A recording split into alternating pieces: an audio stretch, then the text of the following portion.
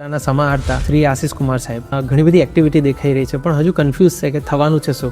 કુલ જે મોટા કાર્યક્રમો છે એ 3 સ્થળો પર થવાના છે. ગોધરાની જનતાએ પહેલી વખત નિહાળશે. બામરોલી રોડ ઉપર રાજ્યમાંથી જે અલગ અલગ પ્લાટૂન્સ આવેલી છે ખુલ્લા રોડ ઉપર માર્ચ પાસ્ટ કરશે. લોકાર્પણ અને ખાતમુહૂર્ત માનનીય મુખ્યમંત્રીશ્રીના હસ્તે થવાનું છે. ટ્રાફિકનો પ્રશ્ન હાલ લોકો અનુભવે છે.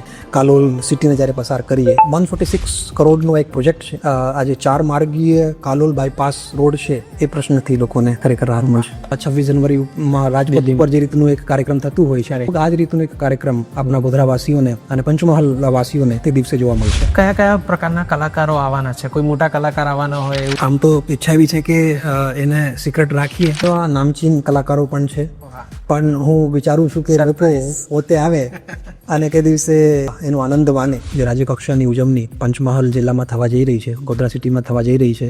અને એવું હોય છે કે આમાં પાસ હશે, એન્ટ્રી કોઈ ફી હશે કે કઈ? એ લોકો માટેના કાર્યક્રમો છે અને જાહેર આમંત્રણ બધાને આપીએ છીએ. એમાં પાસની કોઈ જરૂરિયાત નથી. આપની ઉપસ્થિતિ વહીવટી તંત્રને ખૂબ જ એનો ઉત્સાહ વધારશે. બપોર પછી જે પરેડનું કાર્યક્રમ છે જે સાંજે 6 વાગ્યા બામરોલી રોડ ઉપર છે એ આપનો માટે એક નવો પ્રકારનો અનુભવ રહેશે. સાંજે જે મેગા સાંસ્કૃતિક ઇવેન્ટ છે SRP ગ્રાઉન્ડ ખાતે છે એના માટે હું આપ બધાને ખૂબ આમંત્રણ આપું છું.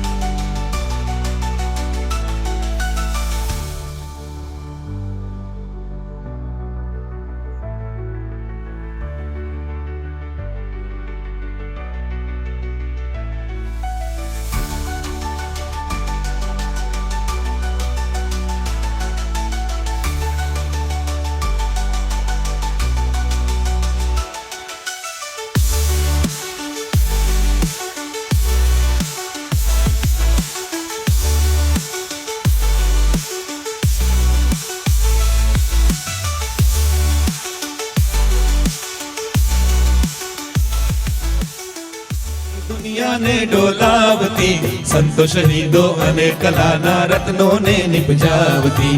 જય ગરવી ગુજરાત, જય જય ગરવી ગુજરાત, જય ગરવી ગુજરાત, જય જય ગરવી ગુજરાત. ધરા ગુર્જરી છે અમારી દુનિયાને ડોલાવતી સંત શહીદો અને કલાના રત્નોને નિપજાવતી.